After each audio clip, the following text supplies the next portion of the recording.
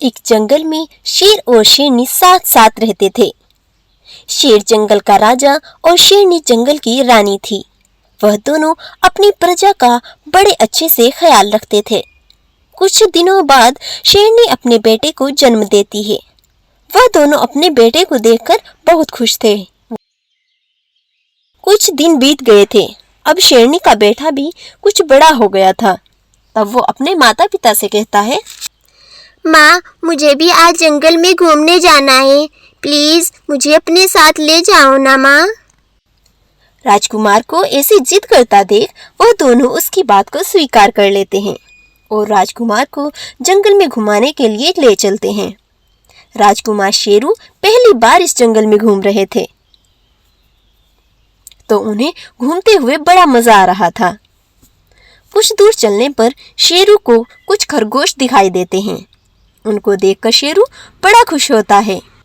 अरे वाह, ये कितनी प्यारे खरगोश हैं। ये तो बिल्कुल दूध जैसे सफेद हैं। उनको देखकर शेरू आगे बढ़ता है। आगे चलकर शेरू को कुछ भेड़ दिखाई देती हैं। उन्हें देखकर शेरू बड़ा खुश होता है। अरे वाह, ये तो बहुत ही अच्छी भेड़ है। ये भी बिल्कुल दूध जैसी सफेद है, तभी तो ये इतनी प्यारी लग रही है। लेकिन मैं बिल्कुल अच्छा नहीं हूँ, क्योंकि मैं सफेद गोरा नहीं हूँ। ये बोलकर शेरू बहुत दुखी होता है और आगे चल देता है। चलते चलते शेरू को मुर्गियाँ दिखाई देती हैं, जो कि बिल्कुल सफेद थी। तब तो शेरू खुद को देखकर और भी ज्यादा दुखी होने लगता है और घर वापस लौट आता है।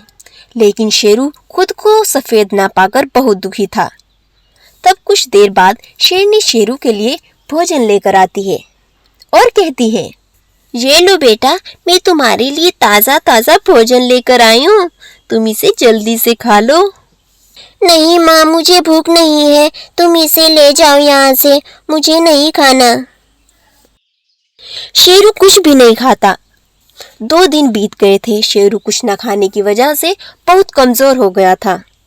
तब शेर और शेरनी उससे पूछते हैं, क्या हुआ शेरू बेटा, तुम तो बहुत कमजोर हो गए हो। क्या बात है, मुझे बताओ। मैंने जंगल में सफेद खरगोश, भेड़ और मुर्गियों को देखा। वो बहुत सुंदर हैं, क्योंकि वो बिल्कुल सफेद रंग की हैं।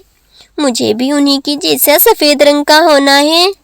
ये तुम क्या बोल रहे हो बेटा, तुम सफेद रंग के नहीं हो सकते। वो सब तो जन्म से ही सफेद हैं, लेकिन तुम उनसे भी अच्छे लगते हो बेटा। नहीं नहीं, मुझे सफेद रंग का ही होना है।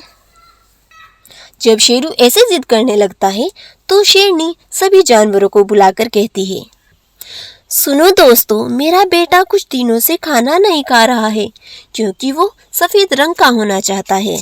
क्या तुम्हारे पास कोई उपाय है जो उसे सफेद रंग का कर सके? ये सुनकर सभी जानवरों में खड़ी एक चालाक लोमड़ी बोलती है, हाँ शेरनी जी, मेरे पास एक उपाय है। हमें शेरू को मनाने के लिए उसके ऊपर सफेद रंग करना होगा, जिससे शेरू महाराज खुश हो जाएंगे। हाँ लोमड़ी, तुम सही कहती हो, ये काम तुम ही करोगी। जी ठीक है शेरनी जी। तब लोमड़ी सफेद रंग की बाल्टी लाती है और शेरू के ऊपर कर देती है, जिससे शेरू बिल्कुल सफेद रंग का हो जाता है और खुद को सफेद रंग में पाकर अब शेरू बड़ा खुश होता है और दौड़ता हुआ जंगल की ओर जाता है। लेकिन तभी शेरू को जंगल में फिरते हुए 2 शिकारी पकड़ लेते हैं और बोलते हैं, अरे ये तो सफेद रंग का शेर का बच्चा है। अगर हम इसे बेचेंगे तो ये बहुत महंगा बिकेगा। चलो इसे पकड़ते हैं। वो दोनों शेरू को जैसे ही पकड़ लेते हैं तो शेरू रोने लगता है। मुझे छोड़ दो, तुम मुझे क्यों पकड़ रहे हो? तुम बिल्कुल सफेद रंग के हो।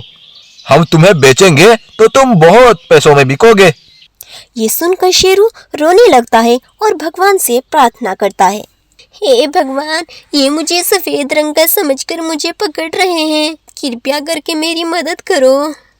शेरू की प्रार्थना भगवान सुन लेते हैं और तभी बारिश हो जाती है, जिससे शेरू का सफेद रंग घुल जाता है और शेरू अपने असली रंग में आ जाता है। ये सब देखकर शिकारी उसे छोड़कर वहां से भाग जाते हैं। तब शेरू भगवान से कहता है, भगवान, मुझे पता चल गया है, तुमने जैसा मुझे बनाया है मैं वैसा ही अच्छा हूँ अब मैं अपने रंग में ही खुश हूँ। तब से शेरू अपने ही रंग में खुश रहने लगता है।